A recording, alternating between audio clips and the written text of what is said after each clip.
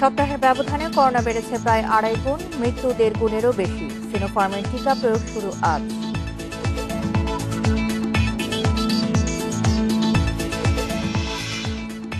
চলতি মৌসুমে 13 জেলায় তীব্র নদী ভাঙনের সংখ্যা বেশি হবে তিস্তা, যমুনা ও পদ্মা অববাহিকার 20 এলাকায়।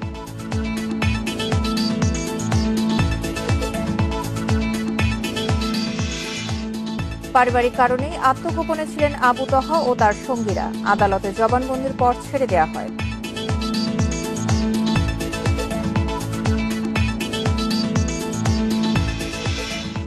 দ্বিতীয় ধাপে কাল ঘর পাচ্ছেন 53,340 পরিবার। সব প্রস্তুতি সম্পন্ন। নতুন দিনের স্বপ্ন দেখছেন গৃহহীনরা।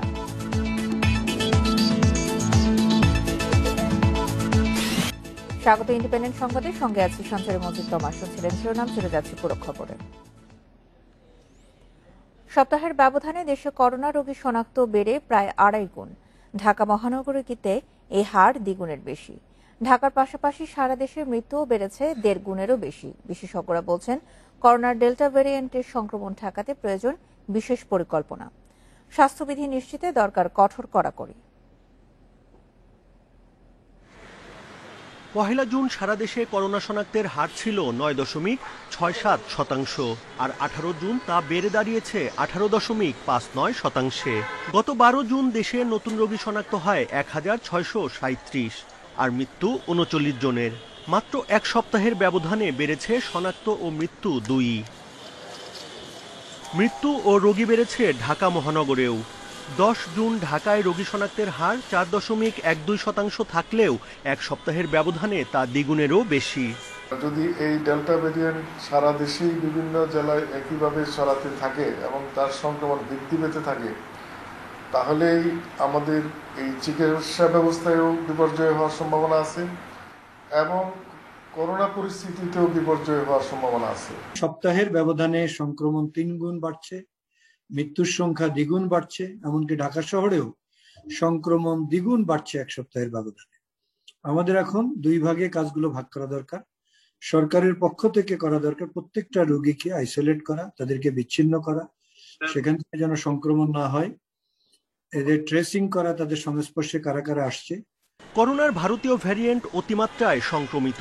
সারা দেশে যে হারে এই শক্তিশালী ভ্যারিয়েন্ট শনাক্ত হয়েছে তা নিয়ন্ত্রণে সমন্বিত উদ্যোগের তাগিদ বিশেষজ্ঞদের।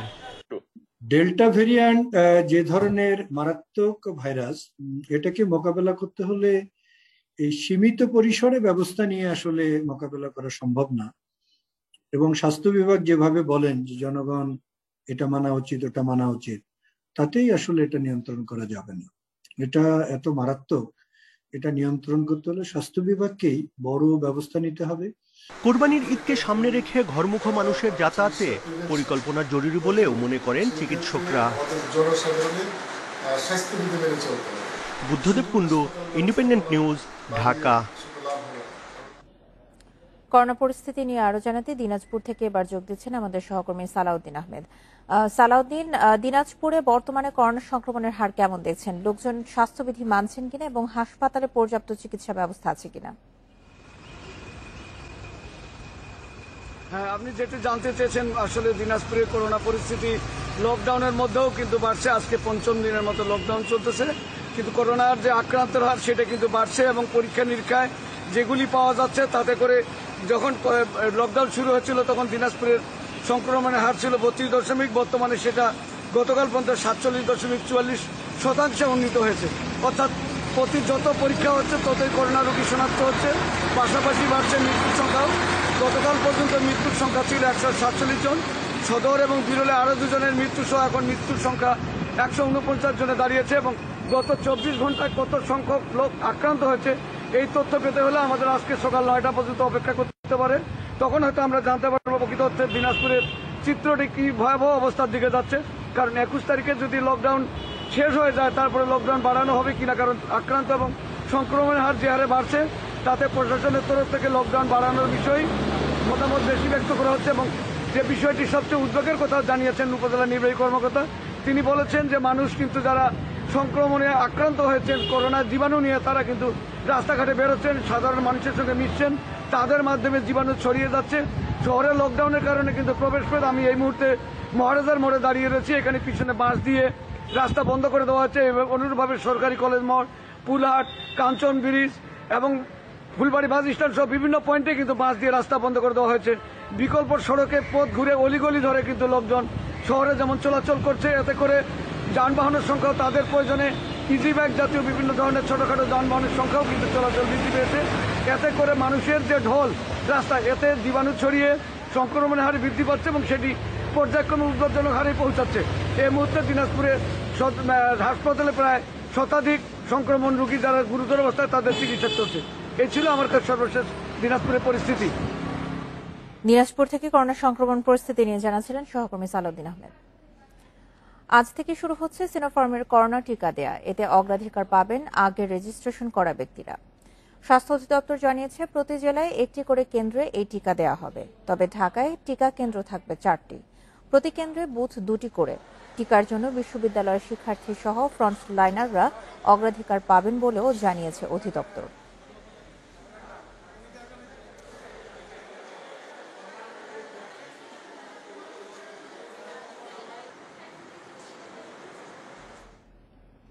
এদিকে চীন থেকে পাওয়া সিনোফার্মের 11 লাখ ডোজ টিকা সারা দেশে পৌঁছে দিয়েছে বেক্সিমকো ফার্মা। চীনের কাছ থেকে উপহার হিসেবে পাওয়া টিকা কোল্ড চেইন নিশ্চিত করে বিশেষ ব্যবস্থায় পৌঁছে দেওয়া হয়েছে দেশের 63 জেলায়। বেক্সিমকো দেশব্যাপী কোভিশিল্ড ভ্যাকসিন বিতরণের পাশাপাশি চীন থেকে প্রাপ্ত ভ্যাকসিন পরিবহনে সহযোগিতার মাধ্যমে দেশে কোভিড-19 টিকাদান কর্মসূচিতে বিশেষ ভূমিকা পালন করছে।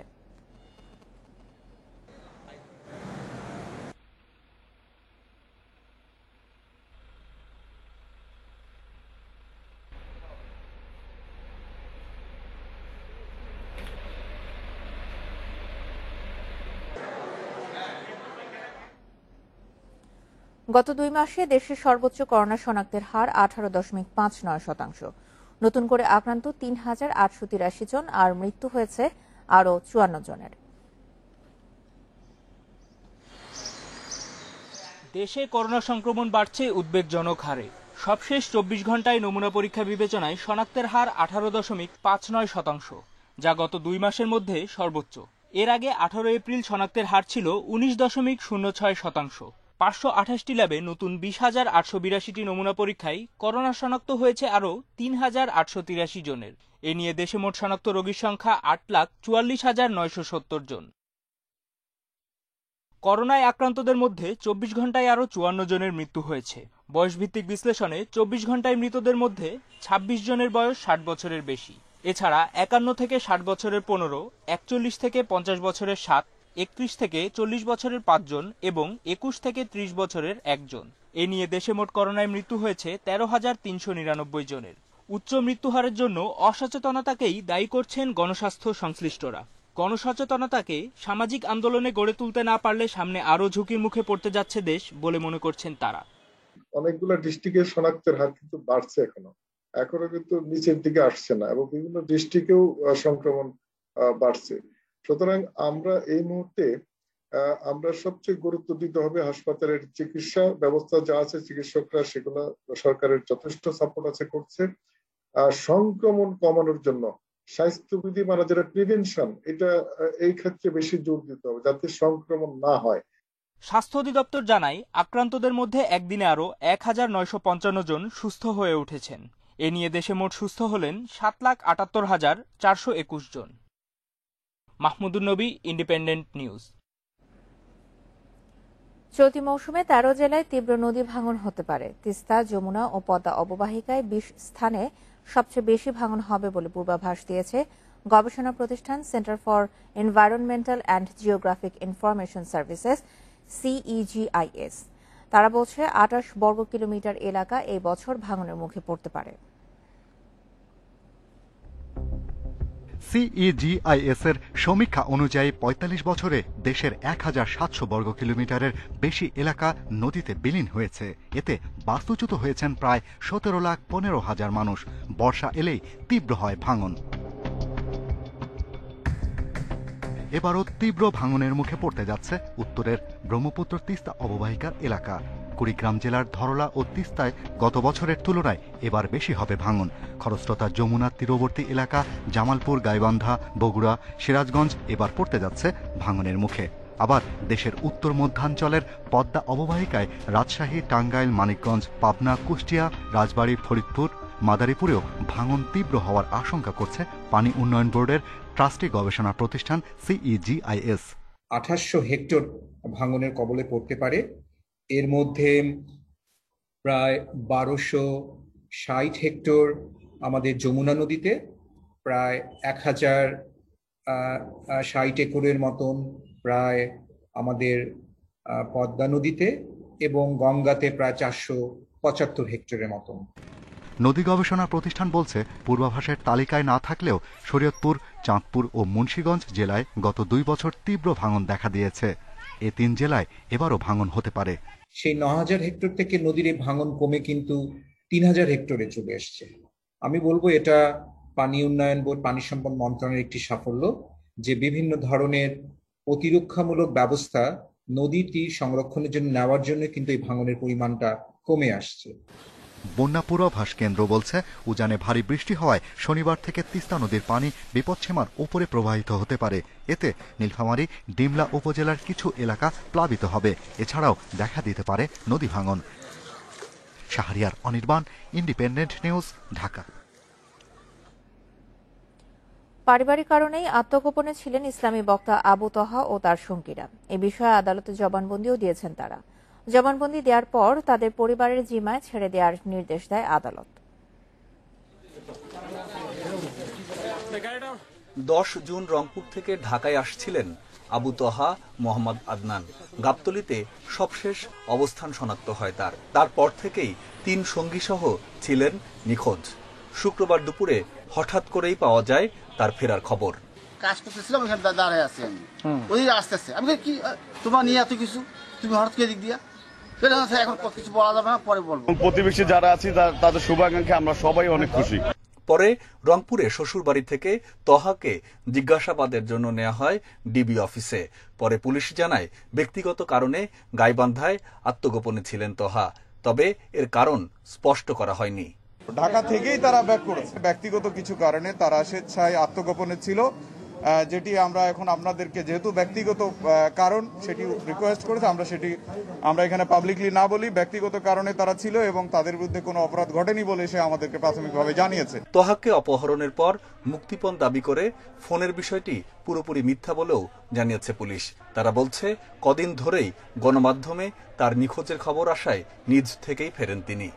এখন পর্যন্ত আমাদের কাছে ইন্টেনশন আসে নাই যে দেশকে বিব্রত করা, সরকারকে অস্থিতিশীল করা বা অন্য কোনো কারণে তারা এই ঘটনাটি ঘটিয়েছে। রাতে তহার সঙ্গে আমির উদ্দিন ও মুহিতকে আদালতে নেয় পুলিশ। আদালতে জবানবন্দি দেন তারা। জবানবন্দিতে তারা জানিয়েছেন, তাদের কেউ অবরুদ্ধ করেনি, আত্মগোপনে ছিলেন পারিবারিক কারণেই।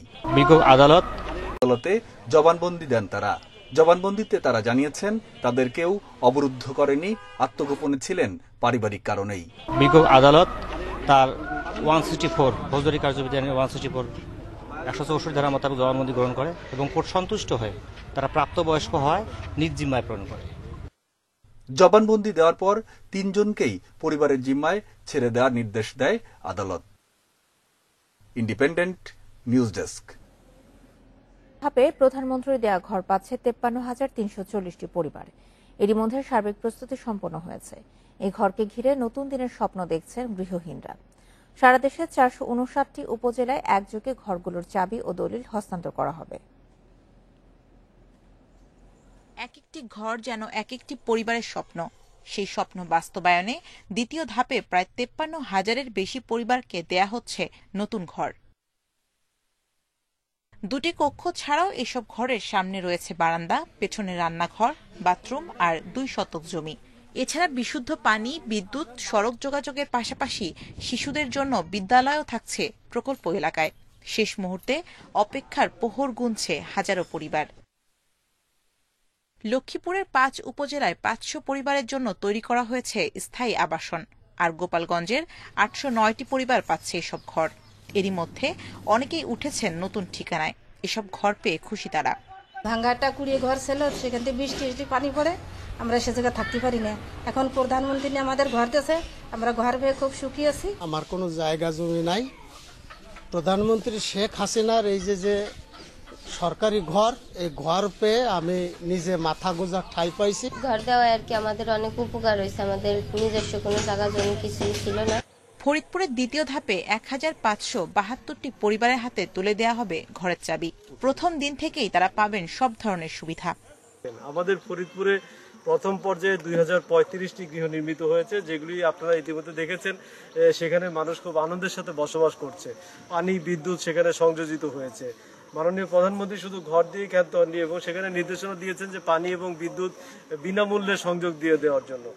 এছাড়া শেরপুরে 157টি পরিবার, মৌলভীবাজারে 696, বাগেরহাটে 445, নওগাঁয় 502, ঝিনাইদহে 705, নাটোরে 558, সিরাজগঞ্জে 481 ও কুড়িগ্রামে 1000-এর বেশি পরিবার পাচ্ছে এসব ঘর।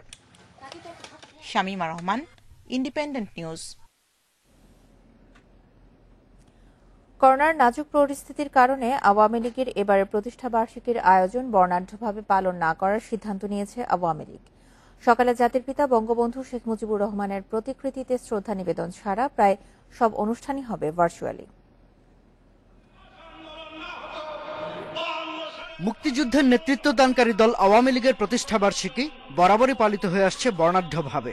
1981 সালে দলের নেতৃত্ব নিয়ে শেখ হাসিনা দেশে ফেরার পরও অনেক চড়াই উতরাই পাড়ি দিতে হয়েছে দলটিকে, কিন্তু দুর্দিনেও প্রতিষ্ঠাবার্ষিকী আড়ম্বরভাবে পালনে ভাটা পড়েনি। গত বছরের মার্চে দেশে করোনার সংক্রমণ শুরু হলে সংক্ষিপ্ত করে আনা হয়েছিল আয়োজন। এবারের পরিস্থিতিও ভিন্ন নয়। প্রতিষ্ঠাবার্ষিকী উদযাপন নিয়ে কি ভাবছে আওয়ামী লীগ? এই দিনটি ভালোভাবে উদযাপন করলে কর্মীরা উৎসাহিত হয়, মুক্তিযুদ্ধের চেতনা নিয়ে আলোচনা হয়। আমরা আরো কর্মীদেরকে, আগামী প্রজন্মকে মুক্তিযুদ্ধের আদর্শের চেতনা তাদেরকে উদ্বুদ্ধ করতে পারি এবং জাতিকে আরো ঐক্যবদ্ধ করতে পারি। করোনার কারণে হয়তো আবার আমাদেরকে সীমাবদ্ধতার মধ্যেই থাকতে হবে।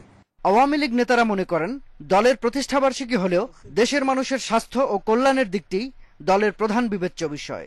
বঙ্গবন্ধু জাদুঘরে আমরা বঙ্গবন্ধুর প্রতিকৃতিতে শ্রদ্ধা নিবেদন করব। আমাদের দলের পক্ষ থেকে বিকেলে একটি সীমিত আকারে আলোচনা সভার আয়োজন করা হয়েছে, যেখানে আমাদের সংগঠনের প্রধান, আওয়ামী লীগের সভাপতি জননেত্রী শেখ হাসিনা ভার্চুয়ালি সেখানে প্রধান অতিথি হিসাবে বক্তব্য রাখবেন এবং সারা দেশের আওয়ামী লীগ নেতা কর্মীদের সাথে শুভেচ্ছা বিনিময় করবেন। তবে আওয়ামী লীগের প্রতিষ্ঠাবার্ষিকীর দিনটিকে ভার্চুয়াল সেমিনার, ওয়েবিনারে আলোচনা করার পাশাপাশি পোস্টার ও গণমাধ্যমে বিজ্ঞাপনও প্রচার করা হবে, যাতে নতুন প্রজন্ম ইতিহাস জেনে সমৃদ্ধ হতে পারে, দেশপ্রেমে উদ্বুদ্ধ হতে পারে। শাহাদাত স্বপন, ইন্ডিপেন্ডেন্ট নিউজ, ঢাকা। দুবাইয়ে চাকরির কথা বলে টাকা নিলেও পাঠাচ্ছিলেন অবৈধভাবে। এতে সেখানে গিয়ে গ্রেপ্তার এড়াতে পালিয়ে বেড়াচ্ছেন চাকরি প্রত্যাশী। এই অভিযোগে তুহিন সিদ্দিকী অমির বিরুদ্ধে দক্ষিণখান থানায় হয়েছে মানব পাচার মামলা। পরিমণি ইস্যুতে অমির বিরুদ্ধে এ নিয়ে 4টি মামলা হলো। সাভারের আমিনবাজারের আব্দুল কাদির মার্চে অমির প্রতিষ্ঠানের মাধ্যমে 2 ভাগ্নেকে পাঠান দুবাই। মার্কেটের টলিম্যানের চাকরির কথা বলে তার কাছ থেকে নেওয়া হয় 5.5 লাখ টাকা। তবে সেই 2 ব্যক্তি এখন সেখানে পালিয়ে বেড়াচ্ছেন পুলিশের ভয়ে। মার্চের 5 তারিখে দিয়েছি, ফ্লাইট করছি। ফ্লাইট করার পরে তারপরে আমার ওইখানে নিয়ে আটকায় রেখে, ঘরে লোকগিনি আটকায় রেখে, খাওয়ান দেনে, লোন দেনে, এইভাবে আমার লোকগিনি ওইখানে কান্নাকাটি করে, হিন্দু ফ্যামিলি কান্নাকাটি করে। পরিমনির ঘটনায় অমিকে গ্রেপ্তারের পর দক্ষিণখানে তার অফিসে ছুটে আসেন নরসিংদীর রাজা মিয়া। 2.5 লাখ টাকা দিয়ে 4 মাস ঘুরে যেতে পারেননি দুবাই। দুবাই নিয়ে এসে মার্কেট ক্লিনারের কাজ দিবে। আজকে এই পর্যন্ত 4 মাসের উপর হয়েছে, কিন্তু এখনো পর্যন্ত এরা কোনো কিছু খোঁজখবর দেয় নাই, কোনো কিছু নেয় নাই। তো এই অবস্থায় বৃহস্পতিবার দক্ষিণখান থানায় অমি ও তার 4 কর্মকর্তার বিরুদ্ধে মানব পাচার আইনে মামলা করেন এক ভুক্তভোগী। এই মামলার তদন্তের দায়িত্ব নিয়ে মাঠে নেমেছে সিআইডি। অমির অফিস থেকে জব্দ করেছে 3টি গাড়ি, 17টি হার্ড। সিআইডি বলছে অমিকে রিমান্ডে পেতে আবেদন করা হবে। অন্য আসামিদের ধরতেও চলছে অভিযান। অমির যে কোম্পানি ট্রাভেলস ট্যুরসের মাধ্যমে যাওয়ার পরে ওখানে তারা ওই সঠিক জায়গায় যায় না, এভাবে সে অনেক লোকেরকে পাচার করছে বিদেশে, যারা মানবতার জীবন যাপন করছে। তো এই কানেকশনে আমরা মামলা তদন্ত করছি, তদন্ত করে তার 3টা গাড়ি এবং 17টি হার্ড ডিস্ক আমরা জব্দ করেছি আর কি। এদিকে পরিমনির করা ধর্ষণ হত্যা চেষ্টা মামলার তদন্তে অমির অফিসে পাসপোর্ট উদ্ধারের আরেক মামলায় তাকে সহ আসামি করা হয়েছে 3 জনকে। এর মধ্যে 2 জন আছেন রিমান্ডে। Masudur Rahman, independent news, Dhaka. গাজীপুর থেকে এয়ারপোর্ট পর্যন্ত বিআরটিএ প্রকল্পের ধীরগতির কারণে শুধু যাত্রী নয়, দীর্ঘদিন ধরে ভোগান্তিতে আশপাশের এলাকার বাসিন্দারা। খানাখন্দে ভরা সড়কে অল্প বৃষ্টিতেই পানি জমে ভোগান্তি বেড়ে যায় বাসিন্দাদের। এদিকে সাপ্তাহিক ছুটির দিনেও টঙ্গী থেকে চৌরাস্তা পর্যন্ত যানজটে নাকাল যাত্রীরা। ঢাকা ময়মনসিংহ সড়কের অন্যতম ব্যস্ত এলাকা টঙ্গী অংশের চিত্র এটি। এমনিতেই খানাখন্দে ভরা সড়ক, তার উপর বৃষ্টির কারণে তলিয়ে আছে প্রধান সড়ক, ফলে ঝুঁকি নিয়েই চলছে যানবাহন।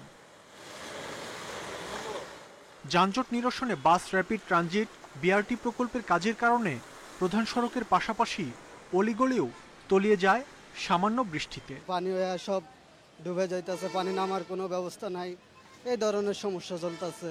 এদিক দিয়ে মনে করেন অর্ধেকের উপর পানি উঠে, ওদিক দিয়ে পানি ঢুকে আর দোকানের ভিতরে ঢুকে যায়। এ সড়কে অন্তত 18 জেলার মানুষের চলাচল। সাপ্তাহিক ছুটির দিনেও যানজট থেকে রেহাই নেই যাত্রীদের। যানজট নিরসনে হিমশিম খেতে হচ্ছে পুলিশের। ঢাকাতে আইছি 4 ঘন্টা লেগে গেছে, ঢাকার থেকে আসছি। অনেক সময় জামের কারণে দেখা যায় যে কামের থেকে ঘুরে আমার লাগে, আমরা কাজে আমরা আসলে যেতে পারি না। বর্ষাকালে খানাখন্দ সৃষ্টি হয়েছে, এই জন্য সাময়িক যে অসুবিধা হচ্ছে, আমরা বাংলাদেশ পুলিশ, হাইওয়ে পুলিশ আপ্রাণভাবে চেষ্টা করছি যাতে যানজট নিরসন করে জনগণকে কিছুটা স্বস্তি দেওয়া যায়। এদিকে সড়কের বেশিরভাগ অংশের সংস্কার কাজ শেষ হয়েছে বলে জানান প্রকল্প সংশ্লিষ্টরা। আমরা মাসখানেকের মধ্যে আরেকটা লেন কমপ্লিট করবো, এই যে আসতেছি কমপ্লিট করলে তখন 2 পাশে 6 লেন দিয়ে গাড়ি যাবে। বাস র্যাপিড ট্রানজিট অর্থাৎ বিআরটি এ প্রকল্পের কাজ শুরু হয়েছিল 2012 সালে। 4 বছরের মধ্যে কাজ শেষ করার কথা থাকলেও কেটে গেছে 9টি বছর। কাজের ধীরগতির কারণে দীর্ঘ এই সময়ে বেড়ে গেছে ভোগান্তি। যাত্রীরা চাইছেন এখন প্রকল্পের মেয়াদ বাড়িয়ে 2022 সালের ডিসেম্বর পর্যন্ত যে দেয়া হয়েছে যে মেয়াদ, এই মেয়াদের মধ্যেই যাতে কাজ শেষ হয়। মাহমুদ শরীফ, ইন্ডিপেন্ডেন্ট নিউজ, বোর্ডবাজার, গাজীপুর। করোনায় ব্যবসা না থাকায় গত 1.5 বছরে 1500 কোটি টাকার বেশি লোকসান হয়েছে দেশের বিভিন্ন কমিউনিটি সেন্টারের। দ্বিতীয় দফা লকডাউনে টানা 4 মাস বন্ধ থাকায় চাকরি হারিয়েছেন অনেকে। ব্যবসা টিকিয়ে রাখতে দ্রুত কমিউনিটি সেন্টার খুলে দেওয়ার দাবি ব্যবসায়ীদের। অর্থনীতিবিদরা বলছেন, বর্তমান পরিস্থিতিতে ব্যবসা খুলে দেওয়া সম্ভব না হলে প্রণোদনার আওতায় নীতি সহায়তা বাড়াতে হবে। করোনা সংক্রমণের ঝুঁকি এড়াতে গত বছরের মার্চেই বন্ধ হয়ে যায় দেশের প্রায় 4000 কমিউনিটি সেন্টার। বছরের শেষ দিকে পরিস্থিতি নিয়ন্ত্রণে আসলে ক্ষতি পোষাতে এসব সেন্টার আবারও চালু করা হয়। তবে করোনার দ্বিতীয় ধাক্কায় চলতি বছরের মার্চ মাস থেকে পুরোদমে বন্ধ রয়েছে এসব কমিউনিটি সেন্টার। এতে প্রতি মাসে লোকসান গুনতে হচ্ছে 100 কোটি টাকার বেশি। এর সঙ্গে জড়িত ডেকোরেটর ব্যবসায়ীদেরও প্রতি মাসে লোকসান 15 থেকে 20 কোটি টাকা। Community centre, decorator, event management সহ এ খাতের সঙ্গে সরাসরি জড়িত প্রায় 5 লাখ মানুষ। এছাড়াও ফটোগ্রাফি, সাজসজ্জা, ফুল সরবরাহকারী, ডেকোরেশন, ক্লিনিং, বাবুর্চি সহ বিভিন্ন কাজের সঙ্গে জড়িত আরও প্রায় 20 লাখ মানুষ। কেউ রিক্সা চালাচ্ছে, কেউ সবজি বিক্রি করতেছে, কেউ রাস্তার পাশে চায়ের দোকান দিয়ে বসে আছে। আমরা সম্পূর্ণ বেকার, কোনো বেতন নাই আমাদের, খুব অসহায়ভাবে আছি আমরা। সরকারি সহায়তার জন্য সব সেক্টরে চিঠি দিয়েছে। দুঃখের বিষয় কেউ আমাদেরকে এইটার থেকে কোনো প্রতিকার আমাদেরকে করেনি। তারপরেও আমরা বলবো, সরকারের যদি প্রণোদনা নাও দেয়, আমাদেরকে অন্ততপক্ষে আমাদের স্ব-উদ্যোগে ব্যবসাটা করে আমাদের এই লোকগুলারে বেঁচে থাকার জন্য। ব্যবসায়ীরা বলছেন, করোনায় ব্যবসা বন্ধ থাকলেও ঘর ভাড়া, কর্মচারীর বেতন, বিদ্যুৎ ও গ্যাসের বিল নিয়মিত পরিশোধ করতে হচ্ছে। এ পরিস্থিতি দীর্ঘস্থায়ী হলে ব্যবসা টিকে রাখা সম্ভব হবে না বলেও জানান তারা। আমাদের কমিউনিটি সেন্টারগুলো সরকার নিয়ে নেয়, যতদিন বন্ধ করে করুক, আমাদের কর্মচারী বেতন দিক, আমাদের বাড়ি ভাড়া দিক, মালিকদের একটা অংশ দিক, সেভাবে যেন আমরা এটা অনির্দিষ্টকালের জন্য একটা সেক্টরকে বন্ধ করে রাখা হবে, এটা তো কোনো যুক্তিযুক্ত বিষয় হলো না। তাদেরকে যেহেতু খোলার অনুমতি দেয়া যাচ্ছে না, ফলে এই সুবিধা তাদেরকে দিতে হবে যে তারা যেন টিকে থাকতে পারেন, এবং সেই ক্ষেত্রে পরবর্তীতে যখন তাদের এগুলো খুলবে তখনও তাদেরকে কিছু ট্যাক্স প্রণোদনা দিতে হবে। করোনায় মৃত্যু ঝুঁকি বিবেচনার পাশাপাশি মানুষের জীবিকা সচল রাখার বিষয়টিকেও গুরুত্ব দেওয়ার আহ্বান জানান খাত সংশ্লিষ্টরা। Sohel Rana, independent news, Dhaka. রাজধানীর উত্তরার একটি বাইং হাউসের আড়ালে চলছিল মাদকের ব্যবসা। 6 জনকে গ্রেপ্তারের পর সংবাদ সম্মেলনে এই তথ্য জানিয়েছে র্যাব। জব্দ করা হয়েছে ইয়াবা, আইস সহ নানা ধরনের মাদক। র্যাব জানায়, সামাজিক যোগাযোগ মাধ্যমে গ্রুপ তৈরি করে চলত মাদকের ব্যবসা। রাজধানীর উত্তরার একটি বাইং হাউসে বৃহস্পতিবার অভিযান চালায় র্যাব। এতে জব্দ করা হয় ইয়াবা, ক্রিস্টাল, আইস সহ বেশ কিছু মাদকদ্রব্য। শুক্রবার সংবাদ সম্মেলনে র্যাব জানায়, বাইং হাউসের ব্যবসার আড়ালে মাদকের ব্যবসা চালাতেন তৌফিক হোসেন। সামাজিক যোগাযোগ মাধ্যমে গ্রুপ তৈরি করে চলত বেচাকেনা। ইয়াবা দিয়ে ব্যবসা শুরু হলেও পরে মাদকসেবীদের চাহিদা মাফিক আইস সরবরাহ করত তারা। এছাড়া এক ধরনের মিশ্রিত মাদক ঝাটকি নামেও বিক্রি করা হতো। এই ম্যাথ ল্যাবে তারা আইসের সাথে অন্যান্য পদার্থ মিক্স করে তারা আইসের পরিমাণ বাড়াতো। অনেক ক্ষেত্রে তারা ইয়াবার চালান, ইয়াবার কালার চেঞ্জ করে তারা অন্য কালারে ইয়াবা তারা প্রোডাকশনে যেত, যাতে করে তারা আইন শৃঙ্খলা বাহিনীর কাছ থেকে এটা লুকাতে পারত। তৌফিক হোসেনের সঙ্গে ব্যবসায় জড়িয়ে পড়েন বিদেশ থেকে লেখাপড়া করা জুবেইন নামে এক তরুণ সহ আরো বেশ কয়েকজন। প্রায় 10 বছর যাবৎ তারা ইয়াবার সাথে জড়িত ছিল, এবং পরবর্তীতে তারা দেখেছে যে উচ্চ মধ্যবিত্ত এবং উচ্চবিত্তের যারা তরুণ তরুণী আছে তারা বর্তমানে নতুন নতুন মাদকের প্রতি তারা আসক্ত হচ্ছে। এই জন্য তারা পরবর্তীতে এই সকল আইস তারা বিভিন্ন ক্ষেত্রে সংগ্রহ করে এবং তারা এগুলো সরবরাহ করছিল। আমাদের পার্শ্ববর্তী দেশ হয়ে টেকনাফ হয়ে তারা বিভিন্ন সময়ে এই আইস সংগ্রহ করেছে। তৌফিকের বাইং হাউসে যাওয়া আসা ছিল মূলত বেসরকারি বিশ্ববিদ্যালয়ের শিক্ষার্থীদের। মাদক সেবন করতে আসা তরুণ তরুণীদের ছবি তুলে ব্ল্যাকমেল করে আদায় করা হতো টাকা। ভয়ভীতি দেখাতে ব্যবহার করা হতো বিভিন্ন ধরনের আগ্নেয়াস্ত্র। Suman Tanvir, independent news, Dhaka. ফরিদপুরের সদ্য ঘোষিত আলফাডাঙ্গা উপজেলা ছাত্রলীগের কমিটিতে ছাত্রদলের এক নেতা স্থান পেয়েছেন বলে অভিযোগ উঠেছে। রায়হান রনি নামে ওই নেতা পৌর ছাত্রদলের যুগ্ম আহ্বায়ক পদে থেকেই উপজেলা ছাত্রলীগের সাংগঠনিক সম্পাদক পদ পেয়েছেন।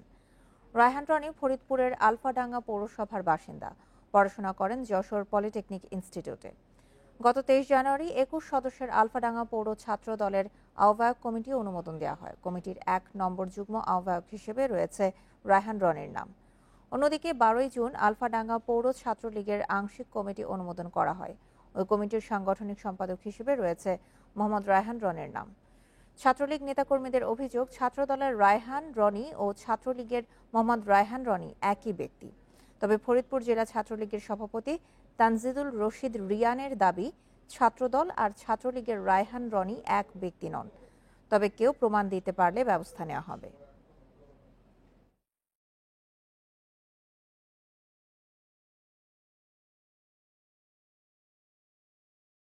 ছোটবেলা থেকে ছাত্রলীগ করি, ছাত্রলীগ ভালোবাসি। আমি ঢাকা পলিটেকনিক ইনস্টিটিউট ছাত্রলীগ করছি এবং অনেক এভিডেন্স আমার আছে। আমি আলফাডাঙ্গা উপজেলা ছাত্রলীগের সাবেক কমিটির সাথে ছাত্রলীগ করছি।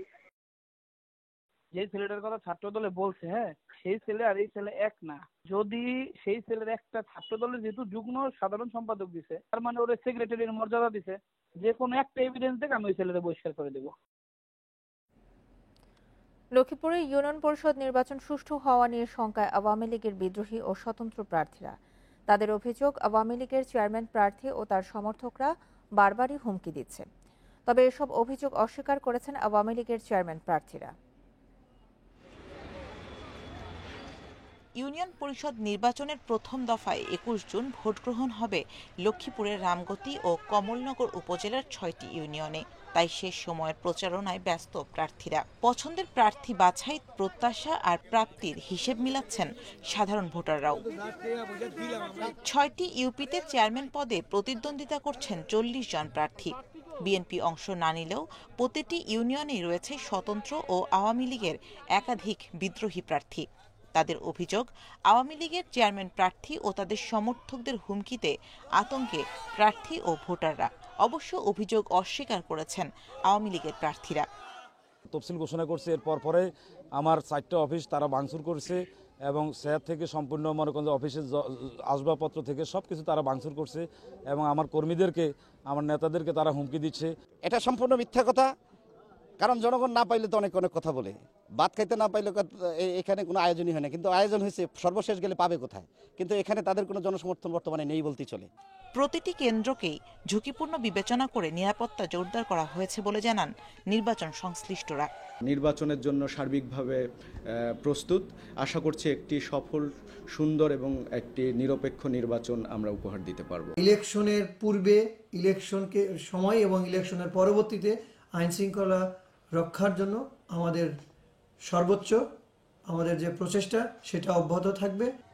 রামগতি ও কমলনগর উপজেলায় আওয়ামী লীগের মনোনীত প্রার্থী 6 জন, বিদ্রোহী প্রার্থী 4 জন আর স্বতন্ত্র প্রার্থী হিসেবে প্রতিদ্বন্দ্বিতা করছেন 30 জন। Independent news desk. রোববার নাগাদ বৃষ্টি কমবে, তবে কিছু এলাকায় হালকা থেকে মাঝারি বর্ষণ হতে পারে বলে জানিয়েছে আবহাওয়া অফিস। তবে মাস শেষে আবার বাড়বে বৃষ্টি। উজানের ঢলে জুলাইয়ে প্লাবিত হতে পারে দেশের উত্তরাঞ্চলের নিচু এলাকা। মাসের শুরুতে সাগরে নিম্নচাপের প্রভাবে কিছুদিন গরম অনুভূত হবার পরে স্বস্তির বৃষ্টি নিয়ে আসে বর্ষা। আষাঢ়ের শুরু থেকেই আকাশ মেঘলা, থেমে থেমে বৃষ্টি হচ্ছে প্রায় প্রতিদিন। আবহাওয়া অফিস জানিয়েছে, সারা দেশে বছরের এ সময়ের গড় বৃষ্টিপাতের তুলনায় এবার 4% বেশি বৃষ্টি হয়েছে। রংপুর, রাজশাহী এবং সিলেট বিভাগে স্বাভাবিক অপেক্ষা বৃষ্টিপাতটা কম হয়েছে, কিন্তু দেশের দক্ষিণাঞ্চল, ঢাকা সহ দেশের দক্ষিণাঞ্চলে স্বাভাবিক অপেক্ষা বৃষ্টিপাতটা বেশি হয়েছে। কিন্তু আপনি যখন ওভারঅল কান্ট্রিটা আপনি চিন্তা করবেন, সেই ক্ষেত্রে দেখা যাচ্ছে যে বৃষ্টিপাতটা স্বাভাবিক হয়েছে। রোববার থেকে সারা দেশে বৃষ্টিপাতের পরিমাণ কমে আসবে জানিয়েছে আবহাওয়া অধিদপ্তর। গোটা আষাঢ় মাসে তাপমাত্রা 26 থেকে 32 ডিগ্রি সেলসিয়াসের মধ্যে থাকলেও অনুভূত হবে ভ্যাপসা গরম। বাতাসে জলীয় বাষ্প বেশি থাকাই এর কারণ, জানালেন আবহাওয়াবিদ। কমে আসবে মানে এর অর্থ এই না যে বৃষ্টিপাত একবার থেমে যাবে। বৃষ্টিপাত সারা দেশে হবে, হয়তো এখন যেরকম কন্টিনিউয়াস বৃষ্টিপাত হচ্ছে, আগামীকালকের পথে কন্টিনিউয়াস বৃষ্টিটা হবে না, মাঝে মধ্যে বৃষ্টি হবে আবার রোদ হবে, এই অবস্থাটা থাকবে। এবারের বর্ষায় স্বাভাবিক বৃষ্টির পূর্বাভাস দিয়েছে আবহাওয়া অফিস।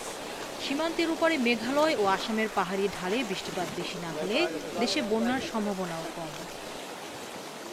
সুলতানা জাহান মিতু, ইন্ডিপেন্ডেন্ট নিউজ, ঢাকা। পর্যটন দ্বীপ ভোলার মনপুরায় রাত দিন মিলে মাত্র 8 ঘন্টা বিদ্যুৎ থাকে। দিনে বিদ্যুৎ না থাকায় ব্যাহত হচ্ছে সাধারণ মানুষের জীবনযাত্রা। কয়েকটি এলাকায় বেসরকারি সোলার গ্রিডের বিদ্যুৎ থাকলেও সরকারি বিদ্যুতের চেয়ে কয়েক গুণ বেশি দামে কিনতে গিয়ে নাকাল গ্রাহকরা। 1980 সালে মাত্র 36 কিলোওয়াট উৎপাদন ক্ষমতা সম্পন্ন একটি জেনারেটর দিয়ে মনপুরায় বিদ্যুতের যাত্রা শুরু। 41 বছরে তা উন্নীত হয়েছে 2300 কিলোওয়াটে। কিন্তু সেখান থেকে বর্তমানে বিদ্যুৎ পাওয়া যাচ্ছে 750 কিলোওয়াট বা পৌনে 1 মেগাওয়াট। এই বিদ্যুৎ সরবরাহ করা হয় উপজেলা সদরের হাজিরহাট, বাধেরহাট ও ফকিরেরহাট এলাকার 855 জন গ্রাহককে। তবে তারা বিদ্যুৎ পাচ্ছেন সন্ধ্যার পর থেকে রাত 2টা পর্যন্ত। রাতের অধিকাংশ এবং দিনের পুরো সময় বিদ্যুৎ না থাকায় ব্যাহত হচ্ছে শিক্ষা, ব্যবসা ও প্রশাসনিক কার্যক্রম। আমাদের এখানে মাত্র 6 ঘন্টা কারেন্ট থাকে, সন্ধ্যা 6টা থেকে রাত 12টা পর্যন্ত। অথচ আশপাশের চরাঞ্চলে সরকার 24 ঘন্টা কারেন্ট দিচ্ছে। আমরা অনলাইনের সাথে কোনোভাবেই কানেক্ট হইতে পারতেছি না, আমরা অনলাইনে ক্লাসগুলো করতে পারতেছি না, টিভি দেখে যে ক্লাস করব তারও কোনো উপায় নাই। বেসরকারি সোলার গ্রিডের বিদ্যুৎ ব্যবহারের সুযোগ পেলেও ইউনিট প্রতি 30 টাকা মূল্য পরিশোধ করতে হচ্ছে। 5 টাকা 6 টাকা ইউনিট হলে পরে আমরা ব্যবসায়ীরা এবং সাধারণ লোক উপকৃত হতাম। এরই মধ্যে চরফ্যাশন থেকে সাবমেরিন কেবলের মাধ্যমে মনপুরাকে জাতীয় গ্রিডের সঙ্গে যুক্ত করার প্রকল্প হাতে নেওয়া হয়েছে জানিয়েছেন এই প্রকৌশলী। 24 ঘন্টা বিদ্যুৎ সরবরাহের জন্য আমাদের ম্যানেজমেন্ট কাজ হাতে নিয়েছে। অচিরেই 5 মেগাওয়াটের একটা সোলার প্ল্যান্ট চালু হবে, যেখানে 24 ঘন্টায় এরা বিদ্যুৎ পাবে। আর এর আগে অনলাইনে এখন বর্তমান টেন্ডার চালু আছে, টেন্ডারের মাধ্যমে পুরো মনপুরাকে আমরা নেটওয়ার্কের আওতায় আনবো। 373 বর্গ কিলোমিটার আয়তনের দ্বীপ মনপুরায় 1,25,000 মানুষের বসবাস। বিদ্যুতের চাহিদা প্রায় 20 মেগাওয়াট হলেও বর্তমানে উৎপাদন হচ্ছে 3 মেগাওয়াটেরও কম। Independent news desk. সিলেট নগরের শোভা বাড়িয়েছে রাধাচূড়ার সমাহার। নগরীর রিকাবি বাজার থেকে পাঠানটুলা পর্যন্ত সড়ক বিভাজকে রোপণ করা হয়েছে 5 শতাধিক রাধাচূড়া গাছ। লাল, হলুদ আর কমলা রঙের বাহারি ফুল চোখ জুড়াচ্ছে নগরবাসীর। সিলেটের মীরের ময়দান রিকাবি বাজার সড়ক ছেয়ে গেছে লাল আর হলুদ রঙের ফুলে। সৌন্দর্য বাড়াতে 2018 সালে আর চলতি বছর সড়ক বিভাজকে রাধাচূড়া গাছ লাগিয়েছে আনন্দনিকেতন নামে একটি বেসরকারি শিক্ষা প্রতিষ্ঠানের শিক্ষার্থীরা। এতে সহযোগিতা করে সিটি কর্পোরেশন। সমন্বিত চেষ্টায় বদলে গেছে সড়কের চেহারা। যে ফুলগুলো আছে এগুলো মানে খুবই সুন্দর লাগে দেখতে, মানে রাস্তা দিয়ে চলাফেরা করতে গেলেও একটা আলাদা একটা আমেজ আছে। যখনই আমরা পাশ দিয়ে হেঁটে যাই বা যখন আমরা ড্রাইভ করি তখন আমাদের অবশ্যই এই ফুলটা আমাদের মনের একটা প্রশান্তি বৃদ্ধি করে। শিক্ষার্থীদের অর্থায়নে 2018 আর 2019 সালে 400 গাছ লাগানো হয়। চলতি বছরে আরও শতাধিক রাধাচূড়ার চারা রোপণ করে শিক্ষার্থীরা। সমন্বয়ের মাধ্যমেই আমরা এই কাজটা করছি। আমাদের সিটি কর্পোরেশনের সাথে সমন্বয় সাধন করেই করা হচ্ছে। যেদিকেই যাবে এবং আমাদের রক্ষণাবেক্ষণ করা সম্ভব হবে সেগুলোতে আমরা আরও কয়েক হাজার গাছ লাগাবো বলে এটাই আমাদের বিশ্বাস।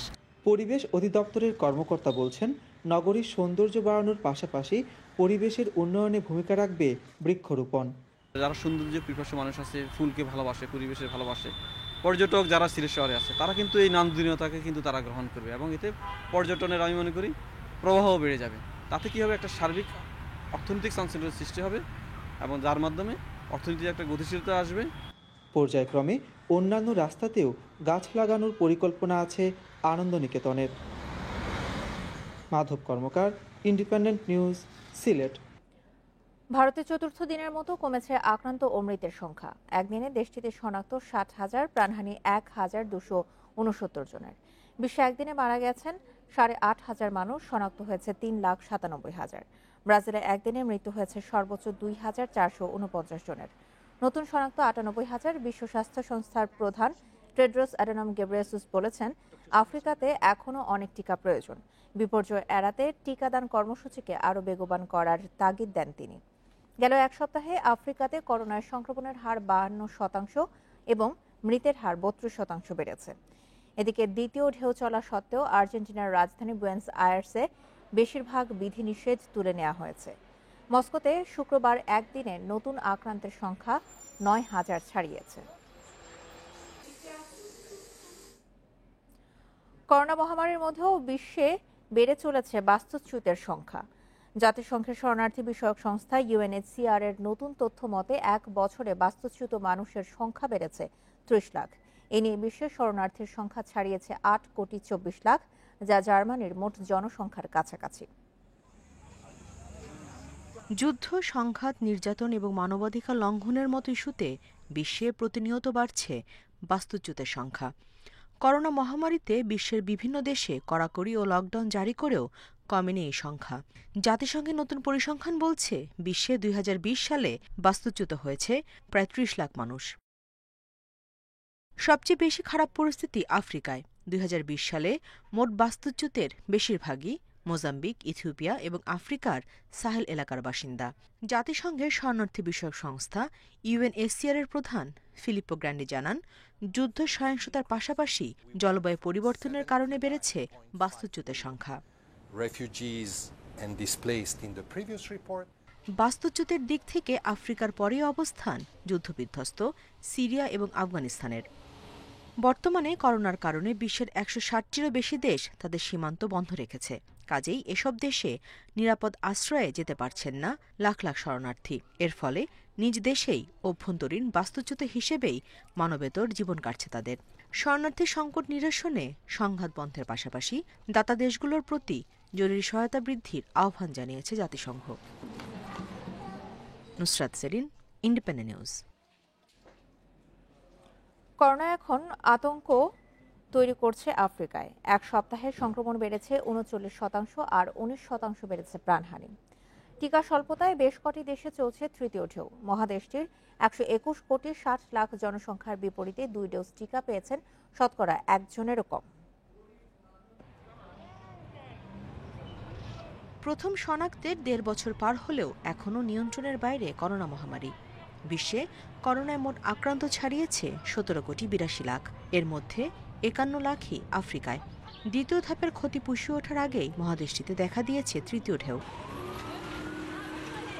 বিশ্ব স্বাস্থ্য সংস্থার এক পরিসংখ্যান বলছে, আফ্রিকায় 13 জুন পর্যন্ত সংক্রমণের সংখ্যা ছিল 1,16,000-এর বেশি। কিন্তু গত এক সপ্তাহে সেখানে সংক্রমিত হয়েছে 1,48,000-এর বেশি মানুষ। গত 7 দিনে সংক্রমণ বৃদ্ধি পেয়েছে 39%। আগের 7 দিনের তুলনায় গত এক সপ্তাহে মৃত্যু বেড়েছে 19%। সবচেয়ে খারাপ পরিস্থিতি সাউথ আফ্রিকায়। দেশটিতে মোট প্রাণহানি 17,86,000-এর বেশি। এক সপ্তাহে দেশটিতে সংক্রমণ বেড়েছে 53%। 7 দিনে 645 জনের মৃত্যুর সাক্ষী হয়েছে দেশটি, যা আগের সপ্তাহের তুলনায় 42% বেশি। সংক্রমণ ও প্রাণহানি বাড়ার জন্য করোনার নতুন ধরনকেই দায়ী করছেন বিশেষজ্ঞরা। এখন পর্যন্ত আফ্রিকার 14টি দেশে ডেল্টা ভ্যারিয়েন্ট পাওয়া গেছে। এছাড়া 25টির বেশি দেশে বিটা ও আলফার উপস্থিতি রয়েছে। এদিকে সংক্রমণ বাড়ায় বিপাকে পড়েছে আফ্রিকার আরেক দেশ উগান্ডা। রোগীর ঢল সামলাতে হিমশিম খাচ্ছে হাসপাতালগুলো। দেখা দিয়েছে অক্সিজেন সহ জরুরি চিকিৎসা সামগ্রীর সংকট। জরুরি চিকিৎসা সামগ্রীর সংকট দেখা দিয়েছে কেনিয়ার হাসপাতালেও। দেশটিতে 4র্থ ধাপের সংক্রমণের আশঙ্কা করা হচ্ছে। অবস্থা খারাপ হওয়ায় পশ্চিমাঞ্চলে লকডাউন জারি করেছে সরকার। 3য় ধাপের সংক্রমণ রোধে হিমশিম খাচ্ছে Congo. Nusrat Serin, independent news. ফিলিস্তিনকে মেয়াদ শেষ হতে যাওয়া ফাইজারের 10 লাখ ডোজ করোনা টিকা দিচ্ছে ইসরায়েল। এর বিনিময়ে বছর শেষে একই পরিমাণ টিকা আবারও ফেরত দিতে হবে ফিলিস্তিনকে। শুক্রবার ইসরায়েলের নতুন প্রধানমন্ত্রী নাফতালি বেনেট এই ঘোষণা দেন। ফিলিস্তিনের সঙ্গে এ নিয়ে একটি চুক্তির কথাও জানান তিনি। এরই মধ্যে 1 লাখ ডোজ টিকা হস্তান্তর করা হয়েছে ফিলিস্তিনি প্রশাসনের কাছে। অন্যায়ভাবে টিকা সংরক্ষণ করে বিশ্বজুড়ে সমালোচনায় ইহুদি রাষ্ট্রটি। এ পর্যন্ত দেশটির 85% প্রাপ্তবয়স্কদের টিকা কর্মসূচির আওতায় আনা হয়েছে। তবে ফিলিস্তিনকে দেয়া টিকাগুলো মেয়াদ উত্তীর্ণ হওয়ার আগে প্রয়োগ করা যাবে কিনা তা এখনো স্পষ্ট নয়। সাকিব তামিমকে ছাড়াই আজ থেকে শুরু হচ্ছে ঢাকা প্রিমিয়ার ডিভিশন ক্রিকেটের সুপার লিগ পর্ব। প্রথম দিনেই মর্যাদার লড়াইয়ে মুখোমুখি আবাহনী মোহামেডান। মিরপুরে ম্যাচ শুরু সন্ধ্যা 6:30টায়। এছাড়া লড়বে প্রাইম দলেশ্বর, গাজী গ্রুপ এবং প্রাইম ব্যাংক ও শেখ জামাল। বাকিদের জন্য যেটা ঐচ্ছিক, মুশফিকের জন্য তা প্রায় বাধ্যতামূলক। শুক্রবারের ঢিমেতাল সেশনে যা কিছু আলো মিস্টার ডিপেন্ডেবলের সৌজন্যে। ইনডোর থেকে শুরু করে সেন্টার উইকেটের আশপাশ সবকিছুই মুশির দখলে। 4 ছক্কার তোড়ে ইঙ্গিত স্পষ্ট, লিগ পর্বে মোহামেডানের কাছে হারটা বিস্তৃত হননি। সুপার লিগের শুরুতে আবার সেই সাদা কালো চ্যালেঞ্জেই হয়তো আবাহনী অধিনায়কের এমন তেরে ফুরে ব্যাট করা। মর্যাদার লড়াইয়ে আবাহনীর মতো নির্ভর থাকার সুযোগ নেই মোহামেডানের। সবশেষ ম্যাচে সাকিবের স্টাম্প কাণ্ডের কিছু প্রভাব হয়তো থাকবে। তারপরও সাকিবের আমেরিকা যাত্রার পর তাসকিনের চোট, মর্যাদার লড়াইটা হয়তো হচ্ছে না সমানে সমান। মোহামেডান আবাহনী ম্যাচ সবসময় এক্সাইটিং ম্যাচ হয়ে আসছে, স্পেশালি যখন খেলা বঙ্গবন্ধু স্টেডিয়ামে হতো তখন এই খেলার আমেজ অন্যরকম ছিল। আমাদের মেইন প্লেয়ার সাকিব আল হাসান খেলতে পারছে না, ও প্লাস তাসকিন ইনজোর্ড আছে। সো এসব কিছু মিলিয়ে আমাদের টিম কম্পারেটিভলি দুর্বল আছে। তবে আশা করবো একটি ভালো ম্যাচ হবে, এক্সাইটিং ক্রিকেট হবে। মোহামেডানের যেমন সাকিব, প্রাইম ব্যাংকের তেমনি আক্ষেপ তামিমের জন্য। লিগ পর্বে দারুণ ধারাবাহিক এই ওপেনারকে ছাড়াই এবার সুপার লিগ মিশন শুরু প্রাইম ব্যাংকের।